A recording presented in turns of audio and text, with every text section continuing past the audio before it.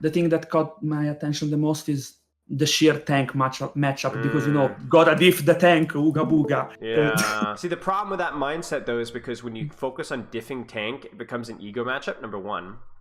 Yeah. Well, let's talk about that. Because when you focus on, I'm going to diff their quote-unquote counterpart, it's a problem because, number one, it becomes an ego thing rather than a practice thing, right?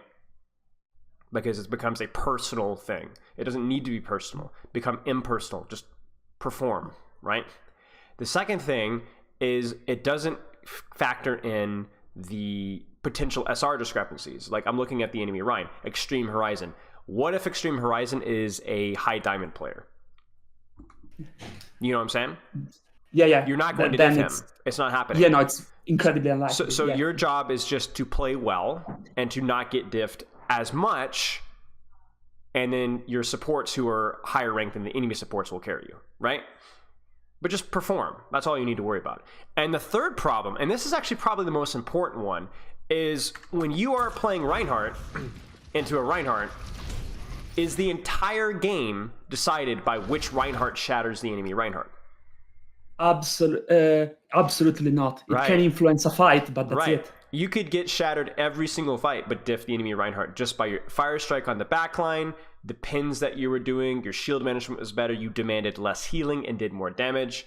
It doesn't matter. And Reinhardt versus Reinhardt is like the most egocentric tank matchup in the game. Winston versus Winston, Diva versus Diva, Zarya versus Zarya. Those guys don't even like, they're like ships passing in the night. They barely even interact with each other at all a lot of the time.